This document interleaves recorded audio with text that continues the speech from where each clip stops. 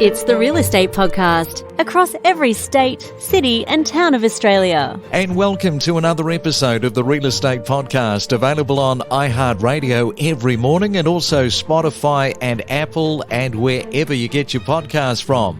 Well, welcome to a Thursday, rubbish day at my place. It is the 11th day of August for 2022, and coming up we're going to be talking to a couple of real estate directors. One is representing Geelong and the other is in Double Bay in Sydney, and what we're going to do is check in and take the pulse, the temperature check if you like, of those two areas for comments about their local markets.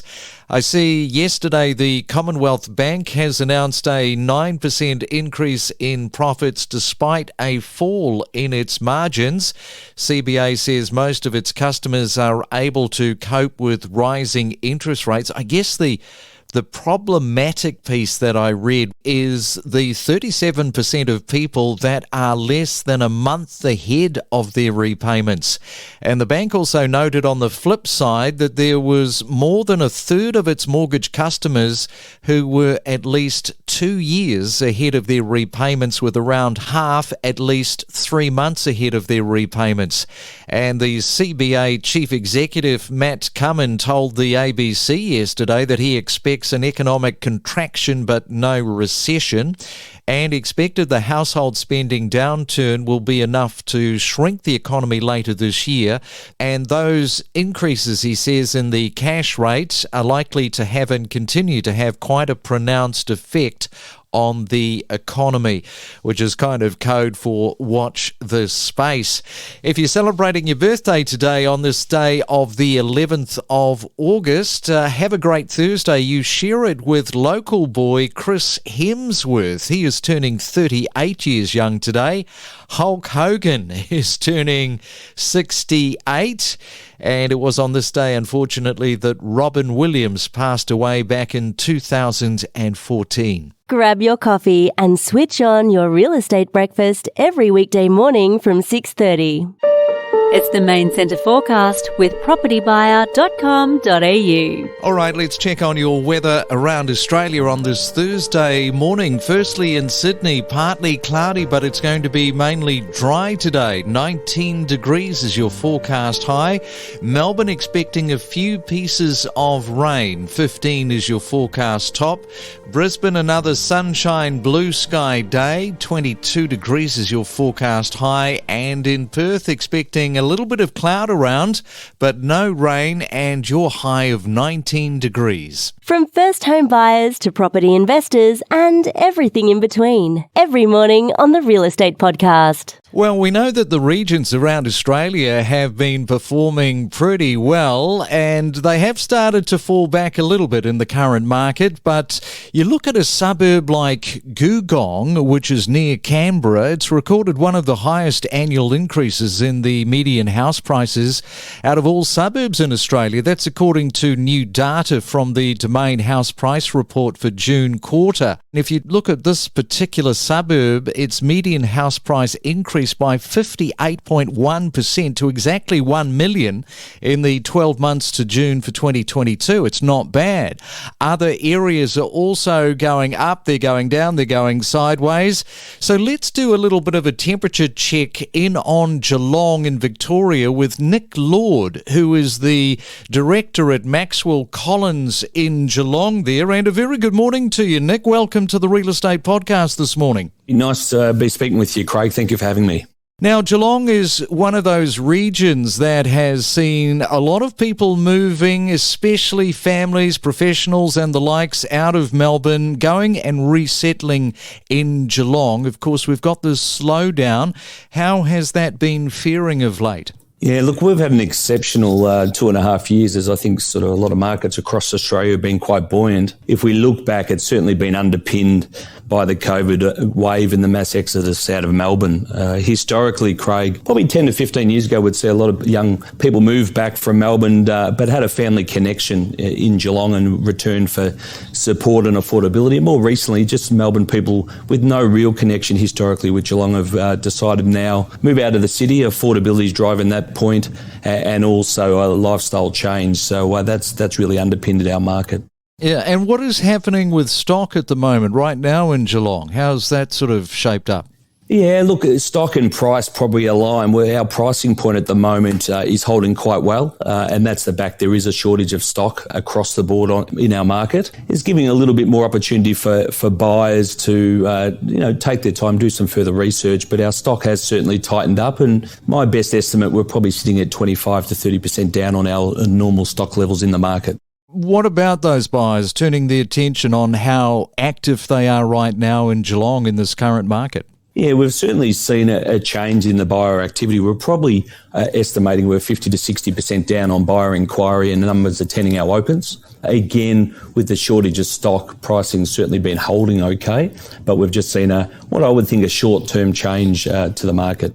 And those first home buyers, it's definitely attracted people to get into the Geelong market. As those prices went up, it became a little bit more difficult, but still activity in that space? Yeah, we're seeing the rebound in the last couple of weeks. Certainly with the interest rate rises has a focus on your first home buyers. I think they've been waiting, researching the market, and they're starting to re-enter even in the short period of a couple of weeks. There is a shift, and again, a Melbourne first home buyer still sees the affordability in Geelong. So we're seeing an increase in inquiry from first home buyers from outside the region. And of course, at the other end of the market, Newtown in Geelong is one of those areas it's much sought after for its, I think probably fair to say, for its period style homes. There's also some larger blocks there. How's that been tracking? Is that still buoyant? Yeah, Newtown is our blue chip suburb, which is always in demand any time that you have good real estate in a good location with a unique property, whether it be size or appearance like Newtown properties. It always holds very well. It's very close to a lot of our private school and colleges, so it's still holding. And I think Newtown will hold its pricing pattern a little bit longer than most other suburbs for that reason. And what about the sale process? What's preferred right now? Is the choice of a private treaty leaning one way, or how are the auctions going? Yeah, look, the clearance rates in Geelong, the sample size is not large, so we always refer to our Melbourne clearance rates as a reference point. Historically, if we went back again 10, 15 years ago, we were looking at about a 10% auction market. We probably got closer to that 40% in the last couple of years, and I think we'll see it starting to soften, that sellers will choose to probably get started and get on the market in a private sale way rather than wait for auction and push that time frame out a month. So we're seeing it probably coming off a little bit, to answer your question. All right, well, good on you, Nick. Thanks very much for coming on to the Real Estate Podcast this morning, giving us a little bit of a temperature check on Geelong.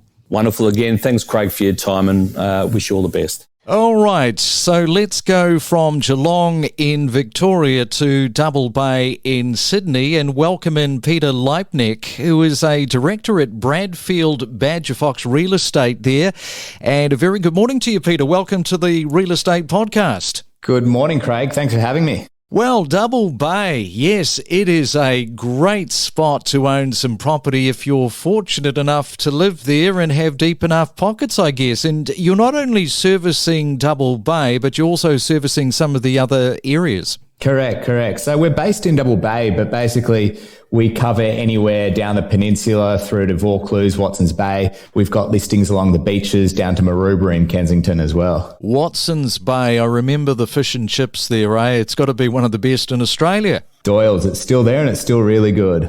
All right, so it's very much the higher end of the market. And since we've had these 4 rate rises, how is the overall market trending throughout those suburbs that you're talking about through the lens of somebody who's on the ground there? Look, it has definitely shaken things up. It's mainly come back to the buyer confidence. Even when there were chats of interest rates going up, that's when the buyer confidence kind of went down. So, obviously, as we've seen over the past couple of years, we've had such a rapid rate at which we were growing, and there was a lot of FOMO out there in the market. That FOMO is kind of disappearing, and the buyers aren't as confident as they used to be, but still some quality buyers out there. And I was just talking to Nick there in Geelong about private treaties versus the auctions. Which one of those is winning the race at the moment where you are? We're still auction focused here, and that goes across the board, everything from our apartments up to our prestige homes in the area. When we have a look at the auction rates, the clearance rates, they are lower. That being said, not a lot of those statistics come into play, the amount of properties that sell after auction. So we're hovering around 60% clearance rate in our area, but then things will generally trade within about 2 to 3 weeks post that. So the auction process still does do a really good job. And have you had discussions with vendors who may have been on the brink of selling, who then decided to rein things in a little bit, deciding to hold off perhaps for the summer or just sit for another 12 months? Yeah, absolutely. The interest rate rising and the shake-up in the market has pulled a handbrake on their plans. But that being said, I mean, the people that we're working with now and the properties that we're putting on the market, as opposed to the past couple of years, they're not just testing the market. They want to sell. It's situational. They're upsizing, downsizing. They want to move. But yes, the volume is lower because I think people have put off some of their plans. And Peter, we talk a lot about these quality properties, which is where you are, always selling well. And gee whiz, there is such a number of these high category prestige properties where you are. But as the numbers are reflecting, as you've alluded to, even the top end of that quality market is being affected by the downturn. What have you noticed with regard to that? And is that a trend that you're paying a hell of a lot more attention to these days? Yeah, look, I mean, the interest rate and I mean, the whole global economy is affecting it, not just the interest rates. There is a lot of factors that are coming into it.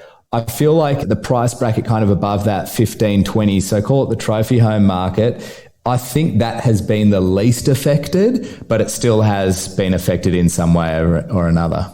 And the developers, how active? Because we know that they were very active in those suburbs. They're starting to now, I think, change their tune. They were either going in and they were doing some major renos or tearing down and building new. What's happening at the moment? The confidence from the developers in the past few years has been extraordinary. You know, they've been hit now with the cost of building going up. We're even seeing a few people that have gotten quotes on their builds. Sometimes it makes it unfeasible for them to go ahead with their projects and they're just going to sit on to their properties that they've bought. All right, well, we'll leave it there. Thank you so much, Peter, for coming on to the Real Estate Podcast. I'll let you get out and go and get that morning latte this morning. Absolutely, I need this one. All right, Craig, thanks so much for having me again.